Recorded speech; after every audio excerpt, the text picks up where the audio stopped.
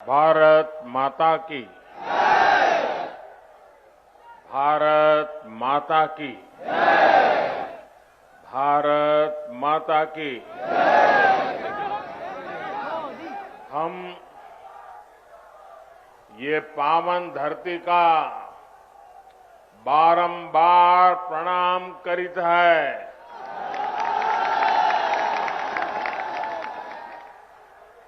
आज हमें आदि शक्ति मां पाटेश्वरी की पावन धरती और छोटी काशी के नाम से विख्यात बलरामपुर की धरती पर फिर आवे के मौका मिला। आपसे हमें खूब आशीर्वाद मिला है।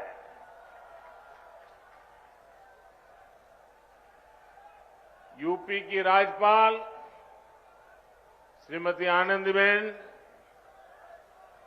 यूपी के ऊर्जावान, कर्मठ, लोकप्रिय मुख्यमंत्री योगी आदित्यनाथ जी, उप मुख्यमंत्री श्रीमान केशव प्रसाद मौर्य जी,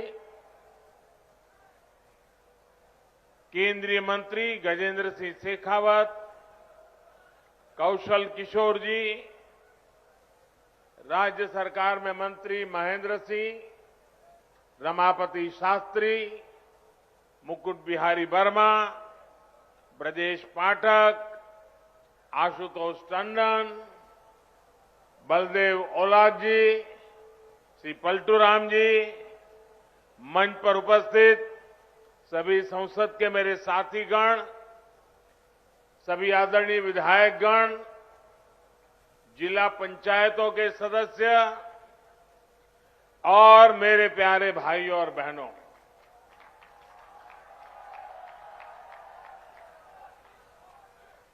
क्रांतिकारियों की इस धरती ने देश के स्वतंत्रता संग्राम में अपना अमूल्य योगदान दिया है। राजा देवी बख्श सिंह, राजा कृष्ण दत्तराम और पृथ्वीपाल सिंह जैसे पराक्रमियों ने अंग्रेजी शासन से लोहा लेने में कोई कसर बाकी नहीं छोड़ी थी। अयोध्या में बन रहे प्रभु श्री राम के भव्य मंदिर की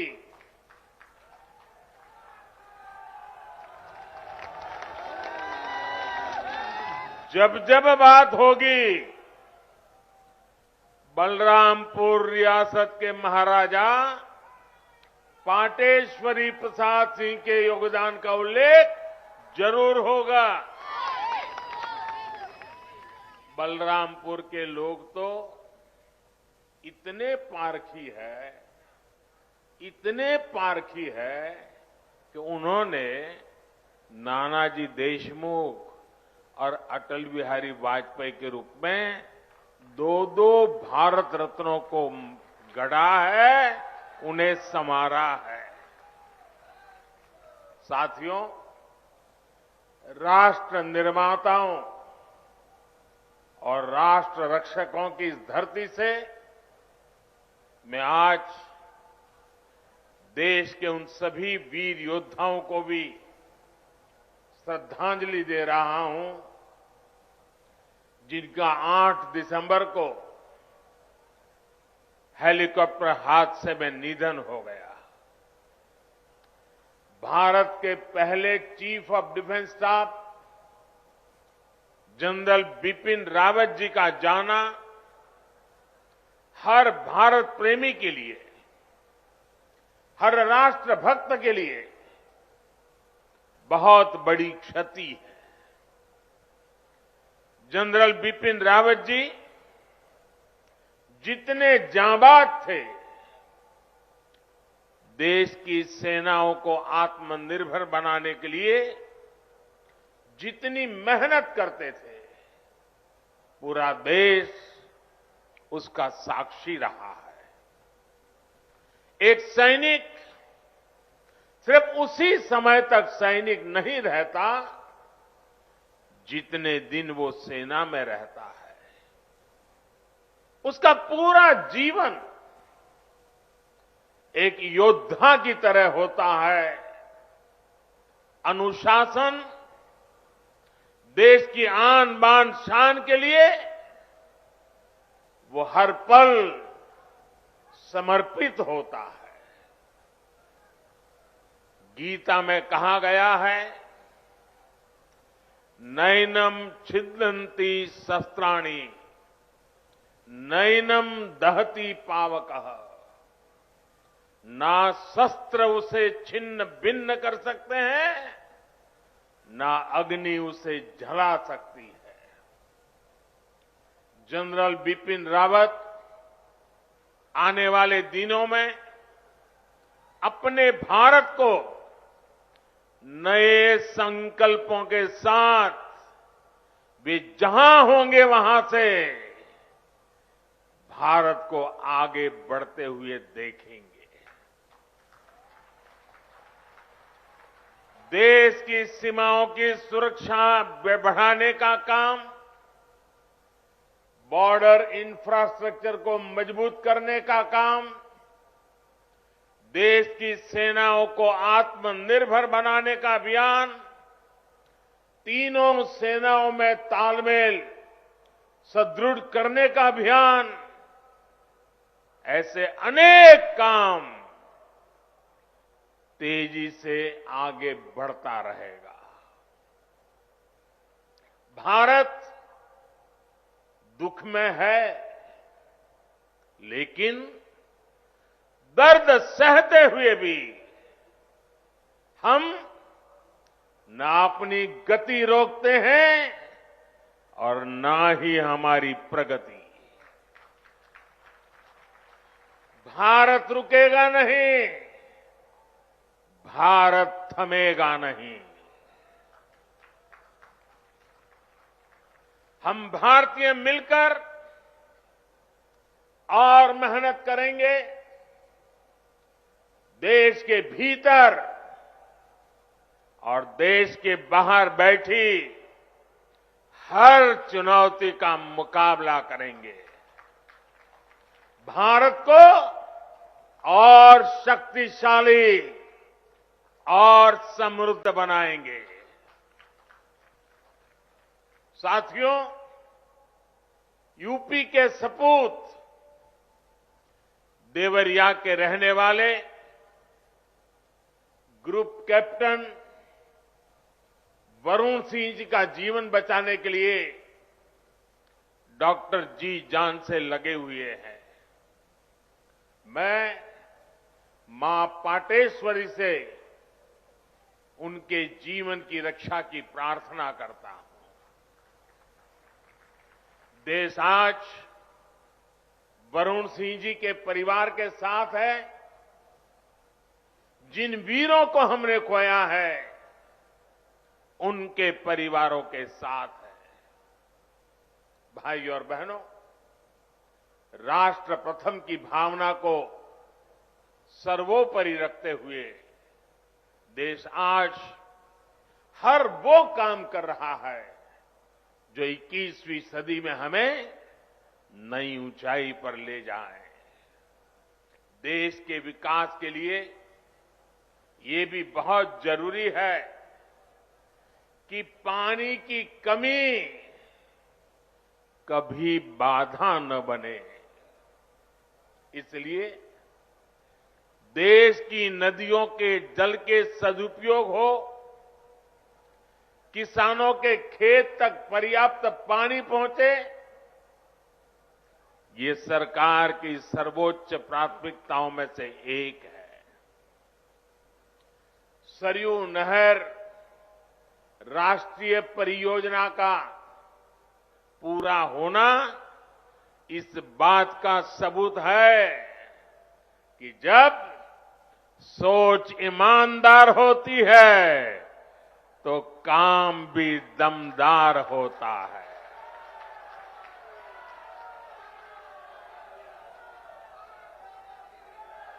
दशकों से आप इसके पूरे होने का इंतजार कर रहे थे। घाघरा, सरयू, राप्ती, बाणगंगा और रोहिणी की जल शक्ति अब इस क्षेत्र में समृद्धि का नया दौर लेकर आने वाली है। बलरामपुर के साथ साथ बहराइच, गोंडा, श्रावस्ती, सिद्धार्थनगर, बस्ती, गोरखपुर, महाराजगंज और कुशीनगर के सभी साथियों को, लाखों मेरे किसान भाइयों बहनों को आज हृदय से बहुत बहुत बधाई देता।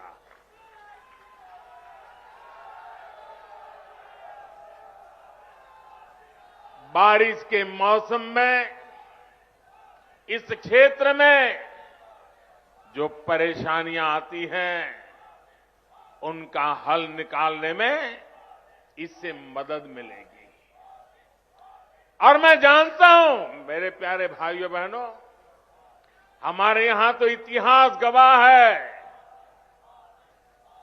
अगर किसी ने प्यासे को एक प्याला भर पानी पिला दिया होता है तो वो इंसान जीवन भर कभी उस रण को भूलता नहीं है, जीवन भर उस इंसान को भूलता नहीं। और आज लाखों किसानों के प्यासे खेत जब पानी प्राप्त करेंगे, मुझे पक्का भरोसा है आपके आशीर्वाद जीवन भर हमें काम करने की ताकत देंगे। आपके आशीर्वाद हमें नई ऊर्जा देंगे। भाइयों बहनों, आज मैं ये भी कहना चाहूंगा, विशेष रूप से वो किसान जिनके पास 2 हेक्टेयर से कम भूमि है, उनके लिए सिंचाई की ये व्यवस्था जीवन बदलने वाली होती है। जैसे कोई व्यक्ति मृत्युशैया पर पड़ा हो, उसको ब्लड की जरूरत हो, लहू की जरूरत हो, रक्त की आवश्यकता हो, और जैसे ही डॉक्टर रक्त ला करके उसको चढ़ाएं और उसकी जीवन बच जाता है, इस पूरे क्षेत्र के खेतों को ऐसी ही नई जिंदगी मिलने वाली है। साथियों, बलरामपुर की मसूर दाल का स्वाद तो बीते सालों में देश भर में फैला ही है। अब पारंपरिक फसलों के साथ साथ इन क्षेत्रों के किसान अधिक दाम देने वाली, अधिक आय देने वाली दूसरी फसलों की खेती भी व्यापक रूप से कर पाएंगे। साथियों, सार्वजनिक जीवन में मुझे एक लंबे समय से काम करने का सौभाग्य मिला है। मैंने पहले की कितनी ही सरकारें देखी है, उनका कामकाज भी देखा है। इस लंबे कालखंड में जो मुझे सबसे अधिक अखरा, जिससे मुझे सबसे ज्यादा पीड़ा हुई है, वो है देश के धन, देश के समय और देश के संसाधनों का दुरुपयोग, उसका अपमान। सरकारी पैसे हैं तो मुझे क्या, मेरा क्या, ये तो सरकारी है। ये सोच देश के संतुलित और संपूर्ण विकास में सबसे बड़ी रुकावट बन गई है। इसी सोच ने सरयू नहर परियोजना को लटकाया भी भटकाया भी। आज से करीब 50 साल पहले इस पर काम शुरू हुआ था। आप सोचिए 50 साल के बाद आज इसका काम पूरा हो रहा है।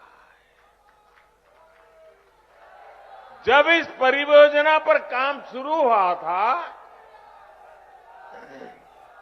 ये सिर्फ यहां के नागरिक नहीं, देश के नागरिक भी इस बात को समझे, हिंदुस्तान का हर नागरिक समझे, हिंदुस्तान का मेरा नौजवान समझे, जो अपने उज्जवल भविष्य की कामना करता है, वो मेरा देश का हर नौजवान समझे। साथियों, जब इस परियोजना पर काम शुरू हुआ था तो इसकी लागत 100 करोड़ रुपए से भी कम थी। जरा आप बोलेंगे कितनी लागत थी उस समय जब शुरू होना था तब? कितनी थी? कितनी थी? 100 करोड़। और आज कहां पहुंचा मालूम है? आज ये लगभग 10,000 करोड़ रुपए खर्च करने के बाद पूरी हुई है। 10,000 करोड़। कितना? कितना? पहले होना था 100 करोड़ में, आज हुआ 10,000 करोड़ में। ये पैसा किसका था भाइयों? ये पैसा किसका था? ये धन किसका था? आपका था कि नहीं था? इसके मालिक आप थे कि नहीं थे? आपके मेहनत का एक एक रुपया सही समय पर सही काम के लिए उपयोग होना चाहिए था कि नहीं होना चाहिए था? जिन्होंने नहीं किया वे आपके गुनहगार है कि नहीं है? आपके गुनहगार है कि नहीं है? ऐसे लोगों को आप सजा देंगे कि नहीं देंगे? पक्का देंगे? मेरे प्यारे भाइयों बहनों, पहले की सरकारों की लापरवाही की 100 गुना ज्यादा कीमत इस देश को चुकानी पड़ी है। हमारे इस क्षेत्र के लाखों किसानों को भी अगर सिंचाई का यही पानी अगर 20 साल 30 साल पहले मिला होता, आप कल्पना कर सकते थे? अगर मेरे किसान के पास पानी होता, पिछले 25-30 साल में पानी उसके पास पहुंचा होता, तो वो सोना पैदा करता कि नहीं करता? देश का खजाना भर देता कि नहीं भर देता? अपने बच्चों की शिक्षा दीक्षा अच्छी कर पाता कि नहीं कर पाता? भाइयों बहनों, दशकों से इस देरी की वजह से मेरे यहां के किसान भाइयों बहनों का भी अरबों खरबों रुपयों का नुकसान हुआ है। वैसे साथियों, जब मैं आज दिल्ली से चला तो सुबह से मैं इंतजार कर रहा था कि कब कोई आएगा, कहेगा कि मोदी जी इस योजना का फीता तो हमने काटा था, ये योजना तो हमने शुरू की थी।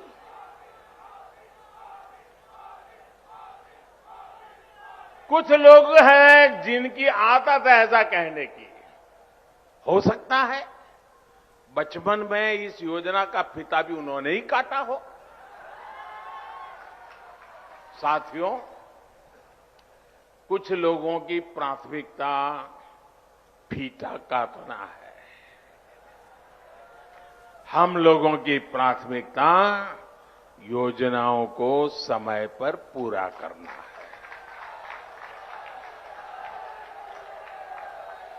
2014 में जब मैं सरकार में आया था तो ये देखकर हैरान था कि देश में सिंचाई की 99 बड़ी परियोजनाएं, 99 परियोजनाएं जो देश के अलग अलग कोनों में दशकों से अधूरी पड़ी है।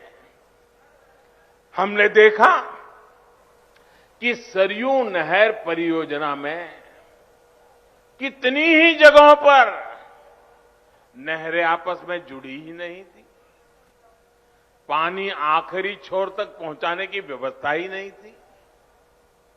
सरयू नहर परियोजना में जितना काम 5 दशक में हो पाया था, उससे ज्यादा काम हमने 5 साल से पहले करके दिखाया है।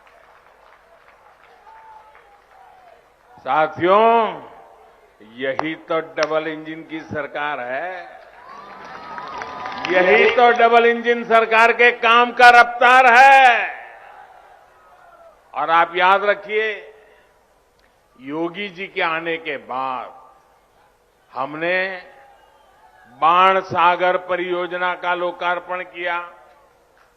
कुछ दिन पहले ही अर्जुन सहायक नहर परियोजना का लोकार्पण किया। इसी हफ्ते गोरखपुर में जो फर्टिलाइजर कारखाने और एम्स का लोकार्पण किया गया, उनका भी बरसों से इंतजार हो रहा था। कुशीनगर इंटरनेशनल एयरपोर्ट की भी फाइलें बरसों से चल रही थी, लेकिन इस एयरपोर्ट को भी शुरू करवाने का काम डबल इंजन की सरकार ने ही किया है।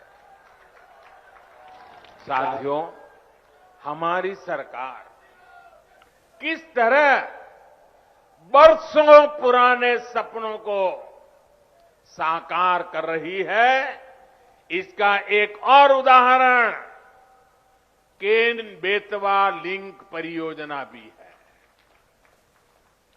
सालों से इस परियोजना की मांग हो रही थी। अभी 2-3 दिन पहले ही कैबिनेट ने इस परियोजना को स्वीकृति दे दी है और इस पर 45,000 करोड़ रुपए खर्च किए जाएंगे। ये उत्तर प्रदेश को इतनी बड़ी सौगात मिल रही है, 45,000 करोड़ रुपए खर्च किए जाएंगे। ये परियोजना बुंदेलखंड को जल संकट से मुक्ति दिलाने में बड़ी भूमिका निभाएगी। भाइयों और बहनों, आज देश में आजादी के बाद पहली ऐसी सरकार है जो छोटे किसानों की सूद ले रही है। पहली बार 2 हेक्टेयर से कम भूमि वाले छोटे किसानों को सरकारी लाभ से, सरकारी सुविधा से जोड़ा गया है। बीज से लेकर बाजार तक, खेत से लेकर खलिहान तक उनकी हर तरह से मदद की जा रही है। इन छोटे किसानों के बैंक खातों में पीएम किसान सम्मान निधि के हजारों करोड़ रुपए सीधे भेजे जा रहे हैं। उनकी आय बढ़ाने के लिए उन्हें खेती से जुड़े अन्य विकल्पों की तरफ भी प्रेरित किया जा रहा है। ऐसे विकल्प जिसमें बहुत बड़ी जमीन की उतनी जरूरत नहीं पड़ती, उन्हें इसका मार्ग दिखाया जा रहा है। इसी सोच के साथ पशुपालन हो, मधुमक्खी पालन हो या फिर मछली पालन, इनके लिए राष्ट्रीय स्तर नई योजनाएं शुरू की गई है। आज भारत दूध उत्पादन के मामले में दुनिया में अग्रणी है ही। लेकिन आपको जानकर के खुशी होगी, आज हम शहद, हनी, मधु, आज हम शहद निर्यातक के रूप में भी विश्व में अपना स्थान बना रहे हैं। हमारी सरकार के प्रयासों की वजह से बीते 7 वर्षों में शहद का निर्यात बढ़कर करीब करीब 2 गुना हो गया है और इससे किसानों की 700 करोड़ रुपए से ज्यादा की कमाई हुई है। भाइयों और बहनों, किसान की आय बढ़ाने का एक और विकल्प बायोफ्यूल भी है। हम खाड़ी का तेल से चलाते थे, अब हम झाड़ी का तेल भी लेकर के आ रहे हैं। बायोफ्यूल की अनेक फैक्ट्रियां यूपी में बनाई जा रही हैं। बदायूं और गोरखपुर में बायोफ्यूल के बड़े कॉम्प्लेक्स बनाए जा रहे हैं। यहां पास में गोंडा में भी इथेनॉल का एक बड़ा प्लांट बन रहा है। इसका लाभ इस क्षेत्र के बहुत से किसानों को होगा। गन्ने से इथेनॉल बनाने के अभियान में भी यूपी अग्रणी भूमिका की ओर बढ़ रहा है। बीते 4.5 साल में लगभग 12,000 करोड़ रुपए का इथेनॉल यूपी से खरीदा गया है। योगी जी की आई है, तब से गन्ने के भुगतान में भी बहुत तेजी आई है। एक समय 2017 से पहले का भी था, जब गन्ना किसान सालों साल बकाया मिलने के लिए इंतजार करते थे। पिछली सरकारों के दौरान जहां 20 से अधिक चीनी मिलों में ताला लग गया, वहीं योगी जी की सरकार ने इतनी ही चीनी मिलों का विस्तार और आधुनिकीकरण किया है। मैं आज बलरामपुर से देश भर के किसानों को एक विशेष निमंत्रण भी देना चाहता हूं और मैं चाहूंगा सिर्फ उत्तर प्रदेश के नहीं, देश भर के किसान मेरे इस निमंत्रण का स्वीकार करें और मेरे साथ जुड़े। मेरा निमंत्रण किस बात का है? इसी महीने 5 दिन के बाद 16 तारीख को, 16 दिसंबर को सरकार प्राकृतिक खेती पर, नेचुरल फार्मिंग पर एक बहुत करने जा रही है। पद्म पुरस्कार विजेता सुभाष जी करके हैं महाराष्ट्र के, उन्होंने जीरो बजट खेती का एक विचार विकसित किया है। ये वो प्राकृतिक खेती वाला विषय है। इससे हमारी धरती मां भी बचती है, हमारा पानी भी बचता है और फसल भी अच्छी और पहले से ज्यादा होती है। मेरा आप सभी किसान साथियों को, देश के साथियों को आग्रह है कि आप 16 दिसंबर को टीवी के माध्यम से या कृषि विज्ञान केंद्र के माध्यम से जरूर इस कार्यक्रम में जुड़िए। आप हमारी बात को समझेंगे, मुझे पक्का विश्वास है आप उसको खेत में लागू करेंगे। यह आपको बहुत लाभकारी होने वाला है। साथियों, आपकी हर जरूरत को ध्यान में रखते हुए आपका जीवन आसान बनाने के लिए हम दिन रात मेहनत कर रहे हैं। इसकी छाप आपको प्रधानमंत्री आवास योजना के तहत बन रहे गरीब के पक्के घर में भी दिखेगी।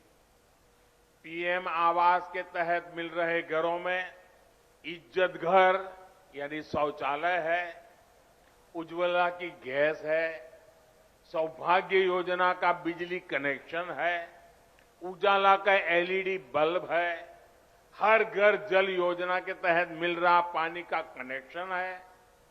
और मुझे तो खुशी तब होती है क्योंकि मैं इस क्षेत्र में कभी दौरा कर चुका हूं, मुझे मालूम है जब यहां मेरे थारू जनजाति के भाई बहनों को भी इन योजनाओं का लाभ मिल रहा है तो भी हमें खुशी भी ज्यादा होती है और हमें आशीर्वाद भी ज्यादा मिलता है। साथियों, हमारे यहां सदियों से एक तौर तरीका चला आ रहा है कि घर होगा। मेरी माताएं बहनें मेरी बात जरूर समझें और मेरे पुरुष भाई भी अपने घर में बताएं। हमारे यहां एक मान्यता चली, परंपरा चली, व्यवस्था चली। वो क्या?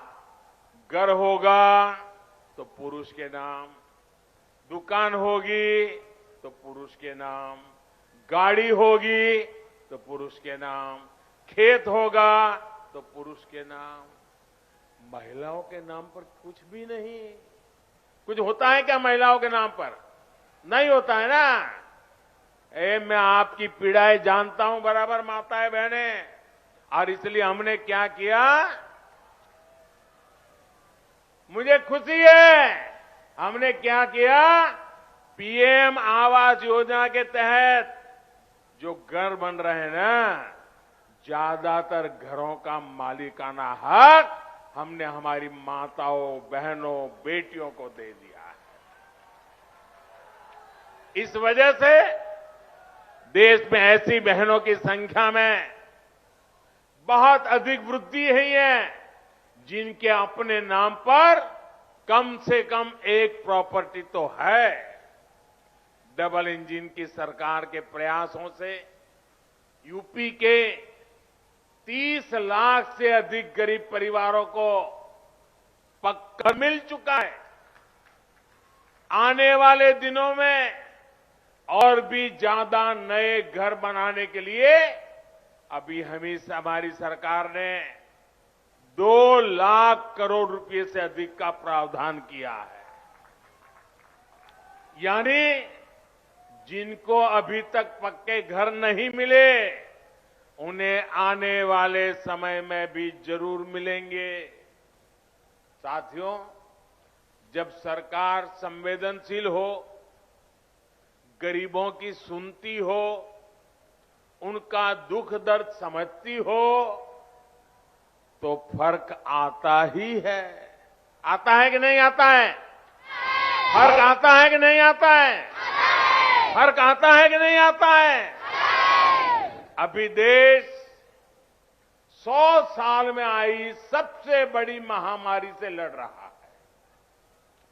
कोरोना आने के बाद हर कोई यही सोच रहा था कि क्या होगा, कैसे होगा। हर किसी ने कम अधिक मात्रा में कोरोना की वजह से कष्ट सहा, लेकिन साथियों, इस कोरोना काल में हमने पूरी ईमानदारी से प्रयास किया है कि कोई गरीब भूखा न सोए। और अभी इसलिए पीएम गरीब कल्याण अन्न योजना के तहत मिल रहे मुफ्त राशन के अभियान को होली से आगे तक बढ़ा दिया गया है। गरीबों को मुफ्त राशन पर सरकार 2,60,000 करोड़ रुपए उससे भी ज्यादा खर्च कर रही है। भाई और बहनों, पहले जो सरकार में थे, आप जानते हैं ना, जानते हैं ना, अच्छी तरह जानते हैं ना, पहले जो सरकार में थे वो माफिया को संरक्षण देते थे। आज योगी जी की सरकार माफिया की सफाई में जुटी है।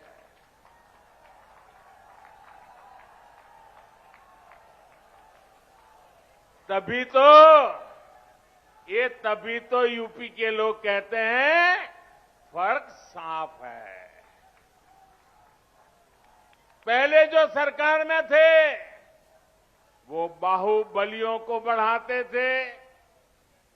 आज योगी जी की सरकार गरीब, दलित, पिछड़े और आदिवासी सभी को सशक्त करने में जुटी है।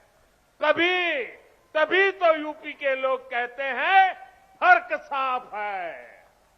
पहले जो सरकार में थे वो यहां जमीनों पर अवैध कब्जे करवाते थे। आज ऐसे माफियाओं पर जुर्माना लग रहा है, बुलडोजर चल रहा है।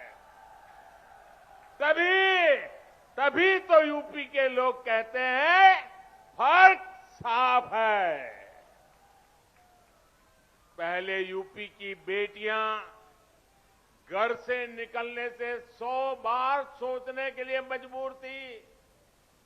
आज अपराधी गलत काम से पहले 100 बार सोचता है।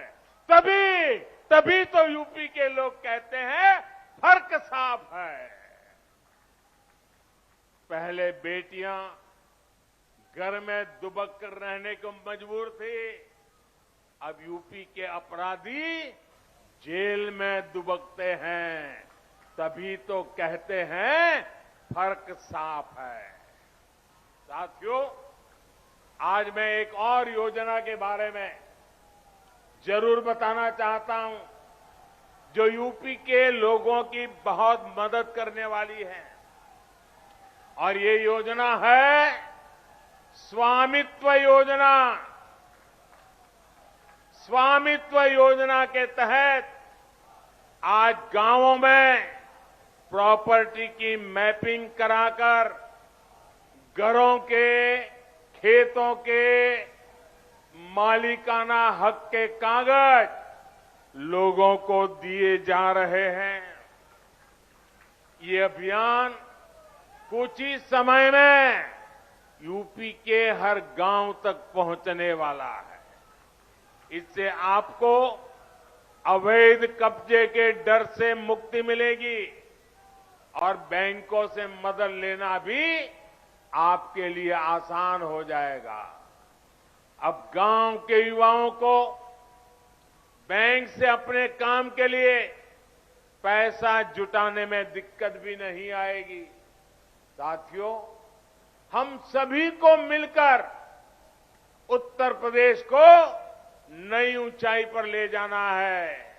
उत्तर प्रदेश की नई पहचान देनी है। उत्तर प्रदेश को दशकों पीछे धकेलने वाले लोगों से आपको निरंतर सतर्क रहना है। भाइयों बहनों, एक बार फिर से आप सभी को सरयू नहर परियोजना के लिए बहुत बहुत बधाई देता हूं। मेरे साथ दोनों हाथ ऊपर करके पूरी ताकत से बोलिए, भारत माता की जय। भारत माता की जय। भारत माता की जय। बहुत बहुत धन्यवाद। खबरों के निष्पक्ष विश्लेषण के लिए सब्सक्राइब करें जनतंत्र TV and press the bell icon. Never miss any update.